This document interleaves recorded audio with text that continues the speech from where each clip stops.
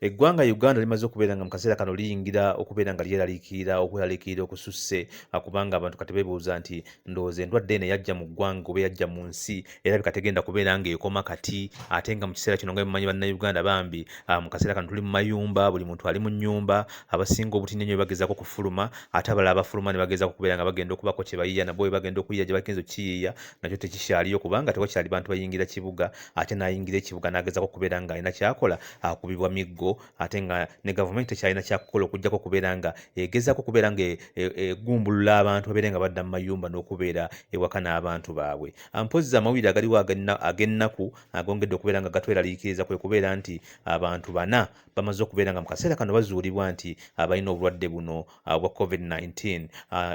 Okujjukizamu katono nti kati bw'ogatta abantu 4 n'obagatta ku bantu 14 gwe muwendo ogw'abantu 18 so far abakazuulibwa mu Uganda nga balina obulwadde buno.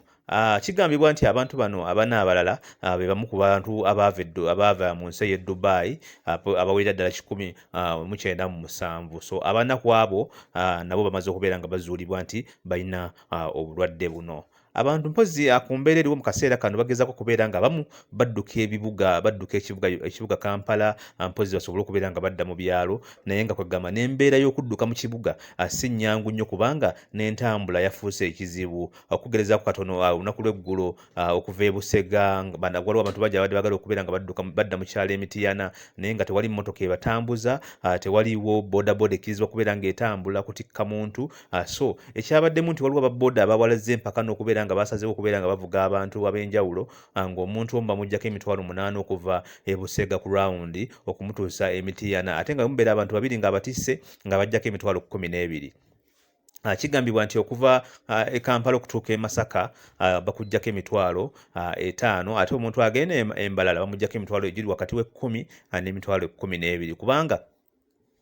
ne bana bavuga ezabuyonjo banga president yakkiriza abantu kubeera nga basobola okutambulira mu mmotoka abantu 3 so kakati newo naabeera abavuga ate abeera alina okugattagatta gaapu ey'abantu abandi baddemu nga 6 mu mmotoka. So kakati gwe muntu omu 2 gw'obeera olina okusasula ssente ezo okubeera nga osobola okutuusibwa ate gy'ogenda. Mpozzi ate kigambibwa nti mu kaseera kano Amerika y'ensi kati mu kiseera kino ekyasinzeemu okubeera nga erina abalwadde. Kyewuunyisa baganda bange nti omuntu atandika omu mu ggwanga atandika omu 2 omu ne bagenda mu 2 ne bagenda mu 3 naye kakati mu kiseera kino kigambibwa nti United States of America yekyasinze okubeera n'abalwadde abafunye obulwadde buno. Temwerabira bulungi, sagala mwerabire nti obulwadde buno bwaviira ddala e China gye twasookera ddala okubeera nga tubuwulira ne bugenda nga bugaziwa mu mawanga ag'enjawulo kubanga ensi zaagaana okureactingirawo okubeera nga ziggalaze border so abantu bayingiranga mu China ate nga bebafuluma. Mujjukira nti ennyonyi zayingiranga nga ate bwe zifuluma. So wakati era temwerabira nti Italy ly'eggwanga erimu ku likyasinze okubeera nga libeeramu abafu obulwadde buno n'okusinga China ate gye buvuddeko Spain nejja n'etoopinga nebeera nga ate kati nayo Spain egenda mu kifo ekyokubiri okubeera nga esinga China neba nga ebadde yiraanye Italy. So kakati mu kaseera kano Amerika kigambibwa nti yekyasinze abalwadde sofa abalina obuwuka buno obwa COVID-19. So baganda bange tugezeko okubeera nga twekuuma bannayuganda abali ebweru e Dubai abali buli wamu mu nsi yonna gy'oli abeera ng'ogezaako okubeera nga osinga obeera osobodde okubeera ng'okuba essimu ewammwe obeere ng'ogezaako okubeera ng'ogumya abantu bo obeere ng'obagezaako okubeera ng'obakatalatira okubeera nga babeera mu mayumba kubanga kino kye twatuuseko baganda bange kiyinza okubeera nga kyazze kusaanyaawo nsi ng'abanaasigalamu bagenda kubeera abantu batono nnyo abanaawuliriza oba n'okugoberera ebyo ebiyinza okubeera nga bibagambiddwa. Ate gwe ali mu nsi z'ebweru oba ali eyo ng'olina akasente ku ssimu ali eyo ng'olina akasente ku akawunti ng'olina access esobola okubeera ng'oweereza abantu babali mu Uganda. Muganda wange oba mwannyinaze tolondobeza tolwawo